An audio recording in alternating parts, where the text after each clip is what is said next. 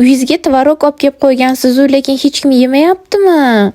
Xafa bo'lmang, tez xolodilnikingizdan olib keling, bugun zo'r tvorogli pirog pishiramiz. Tvorog turini umuman farqi yo'q. Uyingizda bor va xohlagan tvorogingizdan bemalol tayyorlab ko'rsangiz bo'ladi. Bir marta bu pirogni tayyorlab ko'rsangiz, keyin aniq har kuni uyingizga tvorog olib kelasiz. Kerak bo'lib qolsa ishlatarman deb morosilkaga olib qo'ygan olcha yoki malinez bo'lsa, ularni ham xolodilnikdan chiqaring. Pirogimiz ustini chiroyli qilib malina yoki olcha bilan yasatamiz. Yasatish shart, esdan chiqmasin.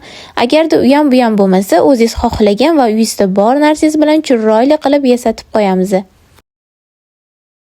Bu pirogim sizga yoqdimi? Unda tez sahranat qilib yaqinlaringizga ham tashab qo'ying. Shunda yo'qotib qo'ymaysiz, topishingiz oson bo'ladi. Tayyor bo'lgan pirogim necha balga arzirki, nima deysizlar? Kommentariyada o'zingizlarning fikringizni bildirib baholab keting.